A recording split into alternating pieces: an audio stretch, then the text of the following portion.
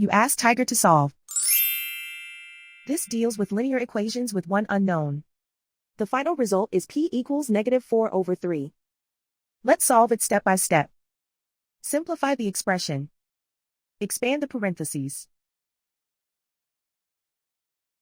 Multiply the coefficients. Simplify the arithmetic. Simplify the fraction. Group all p terms on the left side of the equation. Subtract 2p from both sides. Simplify the arithmetic. Group like terms.